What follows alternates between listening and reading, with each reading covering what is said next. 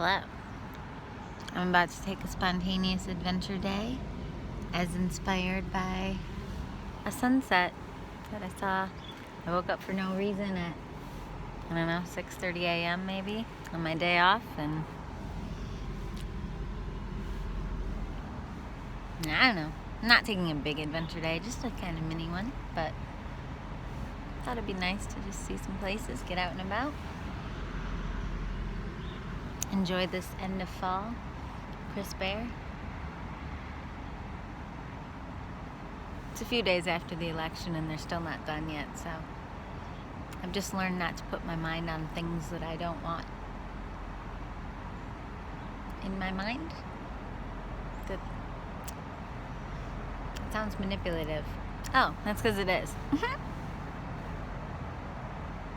Like a learned way of controlling and growing your own well-being.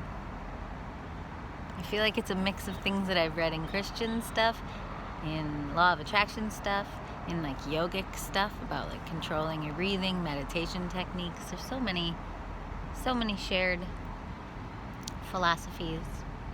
Taoism, like the Tao Te Ching was extremely influential in my young years. Like right in freshman year of college, we read Chuanzi, however they say it, Chuanzi, selected writings in a like freshman studies class, and then I got into the Tao Te Ching later after that. But I read it a lot. Marcus Aurelius, that's another good one, a Stoic philosopher. Somehow managed to be spiritual and emotionally wise at the same time as like leading a lot of people, which is an incredible accomplishment, in my opinion.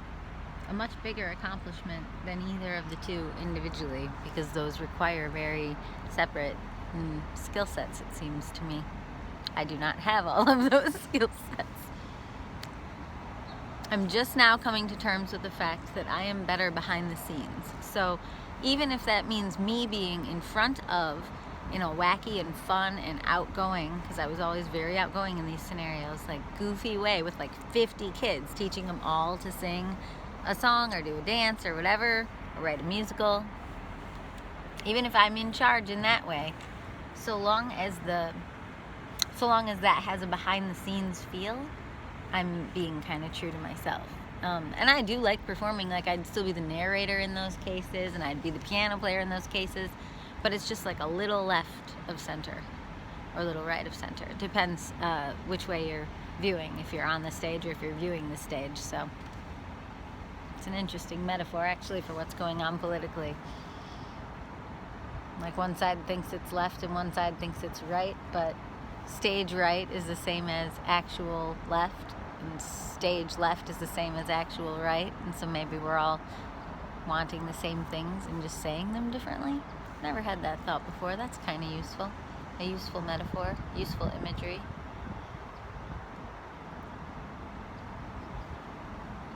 Well, I guess I should get going with my day. Maybe I'll write one song from the comfort of my little home area. Because I don't think I'm going to stay like, a few blocks from here. I got the van running. Alright.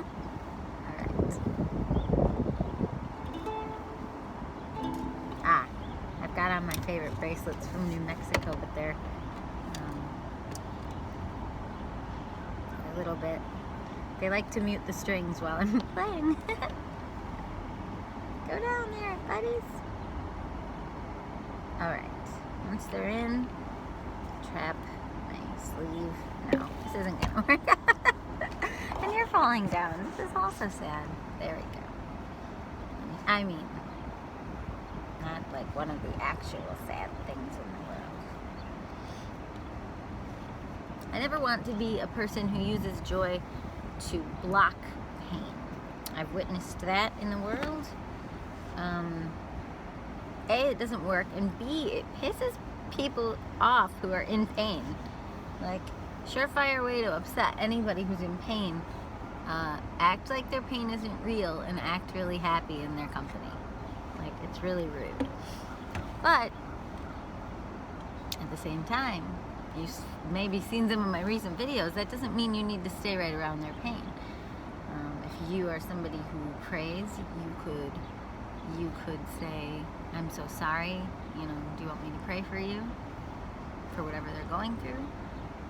Some people will just be like, get away. And they either want you to be miserable with them or get away.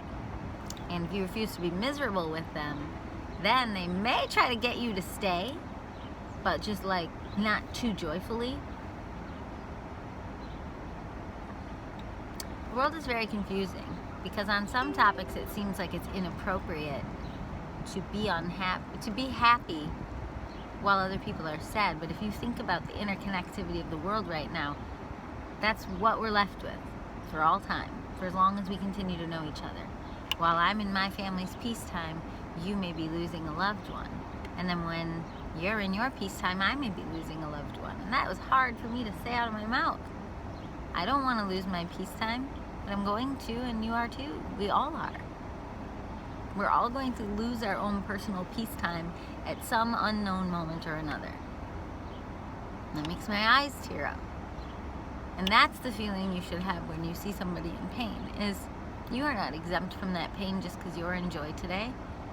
It should evoke, if you're in touch with your emotions, it will evoke a natural empathy for them or a pity from you.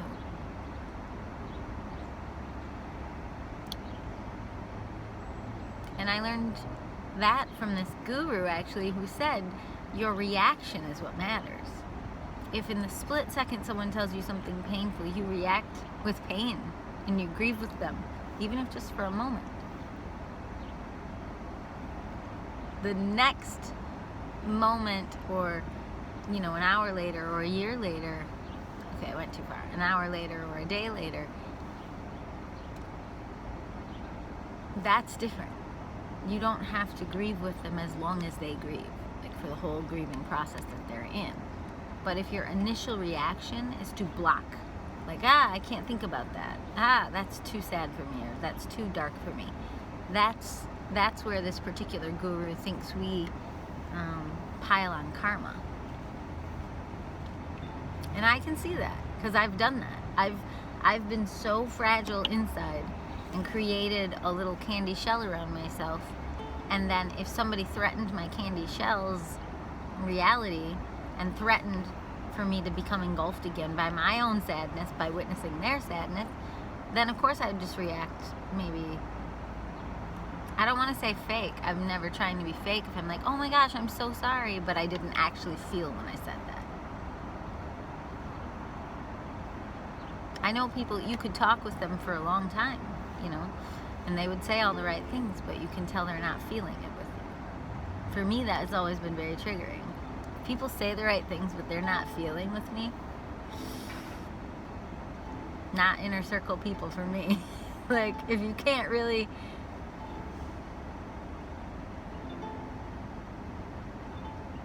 And people's ways of feeling look different. My way of feeling it's very verbose, even while I'm feeling. In fact, talking usually helps me get into the feeling. That's a trauma survivor thing, a PTSD thing maybe. A lot of like therapists, I think, recommend that trauma survivors will like write a blog. Or in my case, it's kind of like a vlog, you know. No one told me to do this, but this was my own prescription when I was like losing my mind politically in late 2016. But, well, this was first supposed to just be check-in videos about how it felt to write a song every day for a year. But it turned into a vlog. But I've been journaling since I was, I don't know, 15. Or like I had some cute diaries with locks on them when I was like 10. But so I guess it was always meant to. And I made movies with my brother, and dance routines and weird little shows with my sister. Yeah, we were very imaginative kids. And we loved technology, you know. To be a child in the 80s was like the technology boom of like all the stuff that's cool and retro and weird. Like we were like living in it, you know, like boom boxes and Walkmans and like make your own cassette tapes and make your own VHSs. You know, my brother had one of those like camcorders, like old school with the flip screen. I mean, they still make them, but most people just make videos on their phone now.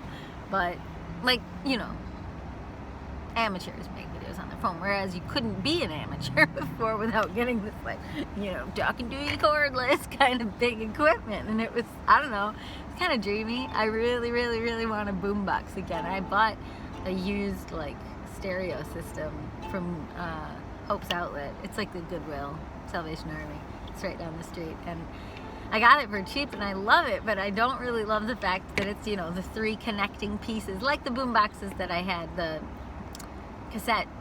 CD player things that I had by the time I was in high school. Like 3 connecting pieces and the speakers slide in, but it's big. Like, I miss, like, 4th grade having one of those. And they sell them, I just haven't bought one yet, because that's a whole other topic. I'm trying to stop having, like, a poverty mentality. There's no reason with an MFA and a bachelor's in piano and theater and all the things that I've been able to do for companies and that I've done independently, running classes and all that stuff. There's no reason I have to be a starving artist. It's sort of just the team I've identified with because, writing into music and being weird and valuing time. Like, I'm time rich. I'm not money rich, but I have a flexible schedule. And right now I can even teach virtually, but I've had a flexible schedule for years. So anyway, wow, that was like 8 tangents. See if I can find my way back. Okay. Oh yeah, I was gonna write a song. I should turn this off. I was defrosting. It's beautiful out, but it was kind of yeah.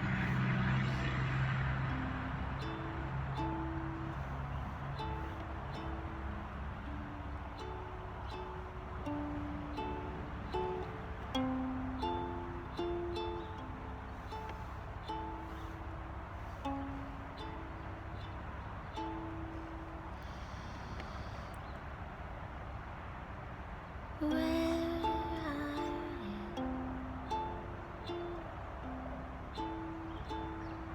now?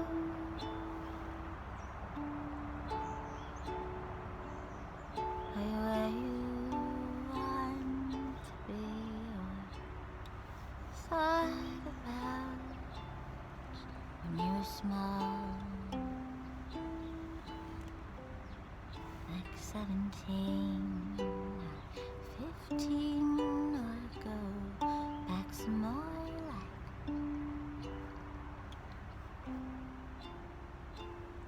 three or four. Do you remember how you felt in your skin and all around you? In the air, it was golden. It was gold.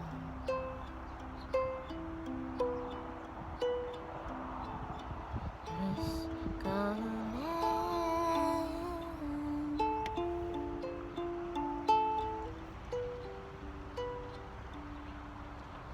Growing old.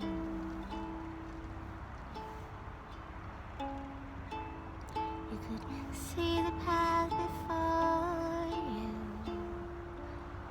laid out for you.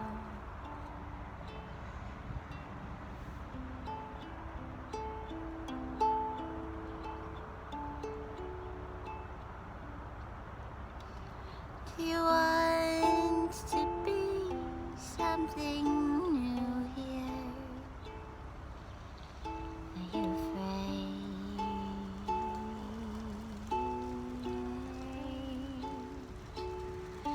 Do you want to be something new here?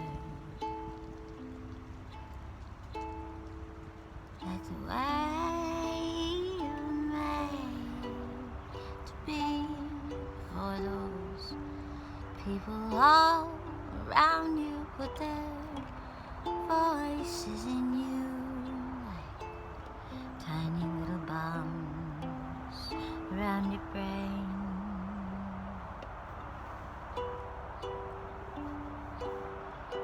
And they made you go.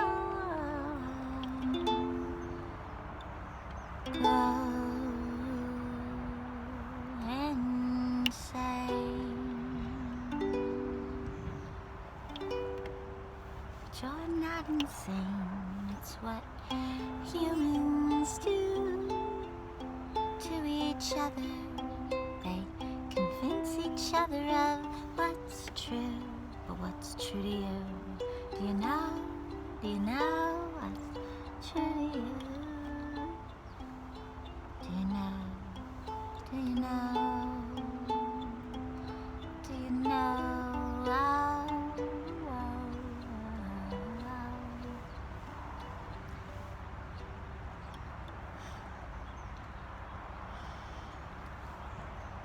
Like I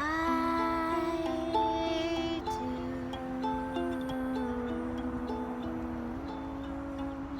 now and didn't before. 'Cause things change when you leave open that door. Just a crack for the light that isn't you right now. You feel so sad and small. You feel so angry too. But it doesn't have to be that way for all time. Just because you learn a way to rhyme for a while, it may have worked, it may have worked, but you can shed that skin. If I can, you can shed that skin, and it'll clear right out of you. Feel like taking off your clothes in a wholesome way, or feel like being something new, like being safe, safe, safe.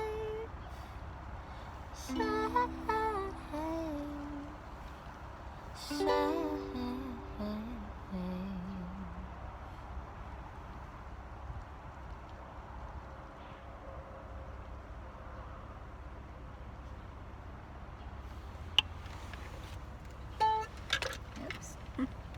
Well, there you go. There's a song. There's my new mask. I'm obviously getting a little bit New Mexico obsessed. My sister's going there today with her husband. I'm very excited for them to see the land of my heart, which if you've watched videos up until this point, you saw it too. I wrote one of my favorite heart songs about an hour driving, maybe not even an hour, on 285 coming south from Colorado, way up in the mountains where my sister's family, their whole family lives, and it's coming down and pulled over multiple times, and that's when I found the sagebrush everywhere. Oh, remember that? Look at that, it's still alive. Well, it's not alive. It still smells okay. A little bit like a car. A lot like sage though. That's wild. It's amazing stuff. And I wrote one of my favorite heart songs. I've never re-listened to it. I've never re-listened to any of the songs from the whole great adventure out west. When you write as many songs as I do, and I think this is true for artists of all kinds, maybe it's true for not only dancers but choreographers, when you just do it constantly, eventually you don't totally really even have time to appreciate all of it anymore. Like, it just starts flowing so fast. I've even felt that with opportunities before. 2019 was wild for me because I felt like the more opportunities I was given and the more I said yes to them, the more new ones came. And I started feeling like, hey, God, universe, synchronicity, slow down. Because, like, I can keep up with this physically, but I can't appreciate all of it. I felt like I was lacking in either gratitude or perspective constantly in 2019, and that's probably why I finally peaked. And I put that, I mean, I have an album called Peak. It's just a practice album. Like, it's just a run through of the show that I did when I opened for Brianna Morella, who was like on the Jaguar label jaguar. I always say it weird. I don't really know how to say it, but that's a huge label. It's Bon Iver, you know? And like, and Brianna was on that, and then she came and played at my house, you know? Like, we had some really weird synchronicity, beautiful experiences of things coming together that don't even necessarily go together. And it was all from just kind of peace building for all these years. But I remember feeling like it was a lot. That wasn't right. That was a tangent where I lost my own thread of my own thought. Songs. A lot of songs, a lot of drawings, a lot of dances, a lot of plays. Like, after a while, unless you become self-obsessed, which I don't recommend. I love the work that I do, and it creates a weird dance with, am I a narcissist? No, I don't think I am, because a lot of this is like out of this outpouring feeling of like, I really want to help. I want to help this world. I don't want to hurt people, you know? So I'm clearly more classic empath, and I get wounded easily, and I've been like a magnet for narcissists, and I've been abused so many times, so I'm clearly not the narcissist, I'm the empath. But also, those are just words. Those are words. Like, if you're an empath but you see yourself in some of the narcissist lists, those are words. Those are words made up to describe human experience, not the other way around. So don't spend your whole life trying to figure out which definition you fit perfectly in. They're not lies, they're just vague, they're guidelines. I mean, even that's why I didn't get interested in going into like therapy or counseling, like when I was considering like a second career, because music is not very lucrative. It was around the same time I decided to, do private teaching again, because I had done it when I was in Chicago. Then I did my accompanying job, then I did private teaching again, and I was also thinking of other ideas. And anyway, sorry, my mind got distracted with like, I just started to do the thing I said in the beginning of the video not to do. Like, don't block negativity, don't block sadness. Like, that doesn't work, because then if you are feeling, I know that's what people say to do, boundaries and stuff, but it actually doesn't work if you are really sensitive. Because like, if I go like this to a memory, now I not only can feel the memory there still, but now I have to be a person who feels like I'm doing this. And that's what doesn't feel good to me. Creating boundaries never felt good to me. That's probably how I got in so many unhealthy situations, is because if I create boundaries and say no to things and no to people, then now I have to live an experience of feeling like I'm a person who does this. And I never liked doing that. I liked doing this. So, and then that can be preyed on, which is what happened to me. And I think that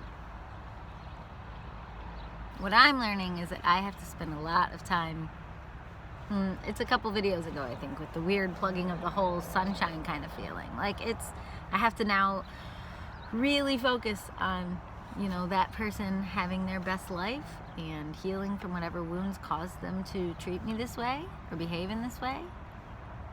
And I don't even focus too much on that sentence, because that sentence puts my mind in the dark place about them. And I don't mean light and dark in the beautiful cosmic balance. I mean like more like evil slippery slopes down into like depression, anxiety, and getting lost in a kind of morbid amount of sadness and unusefulness. That's what happens to me when I get in those places, and then I get stuck in these little loops, these little treadmills of needing to work out my feelings about so and so. How is that useful when I'm just lost for those little whiles?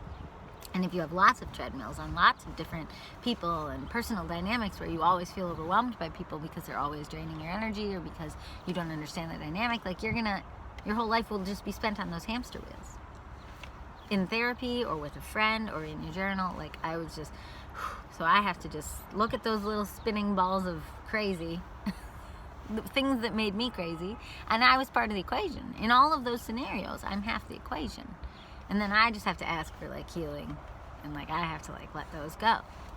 And then I do have to just pretty much write gratitude lists, or just when I think a negative thought about someone, I have to like pretty much just realize that makes me, my instinct is to want to go like that to that person, because I don't want to be a person who's thinking negative thoughts. But if you cause me to think negative thoughts, then I'm going to want to block you out so I don't have to be someone feeling negative feelings and thinking negative thoughts. But blocking you out also makes me feel negative. So then I'm going to do a dance for 10 or more years or however long of like letting you in, even though I know that our dynamic makes me feel bad, because whatever is going on in your life is heavy or negative or is just toxic for me. Like people with big constant anger outbursts, I would just let myself be around that because that felt better to me than just saying, no, I don't like spending time with you. Like, you make me feel really bad. Like, when you do this or when you do that, like, that's confrontation, that's learning how to have good communication. Like, I am a very, very, very late bloomer. Hi, my name's Jessica. I'm a late bloomer. Sometimes it's a little weird talking to yourself, especially when you interrupt yourself so much, but I've learned I don't have like ADHD or any of those types of things, at least not from what I can see. I think it's possible to see yourself in almost anything, like being a hypochondriac, where you see, oh, I'm kind of like that, I'm kind of like that. But I think if there's any one thing I truly am the most, there's like books written on like HSPs, like a highly sensitive person. And I think those books did a great service because I think you can have lots of different personality traits inside of being a sensitive person. So you don't have to try to figure out how to define exactly what it is.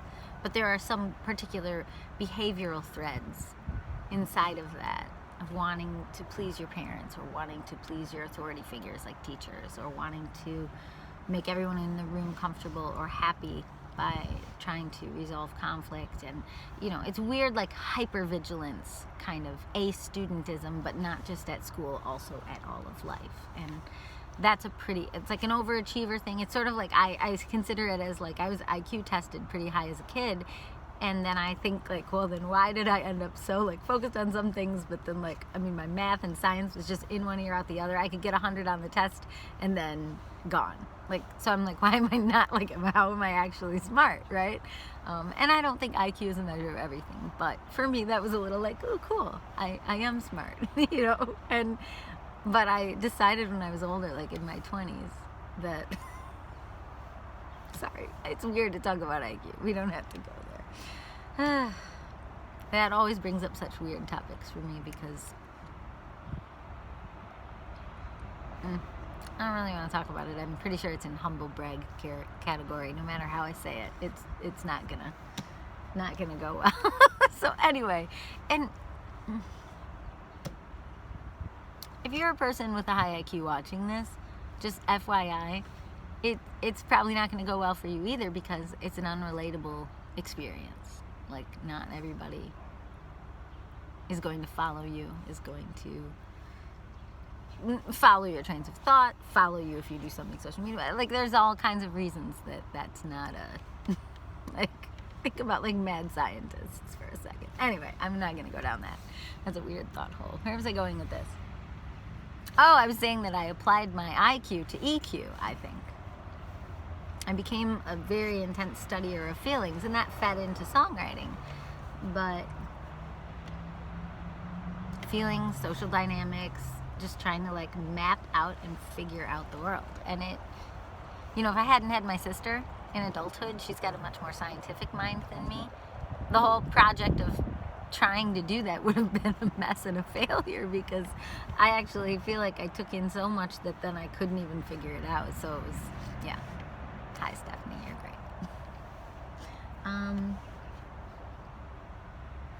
There's so many unfinished threads in this video, but I'm ready to take my drive, so. Ooh, my nail polish just made the cut. Wow, that's really chipping. Alright, fall day.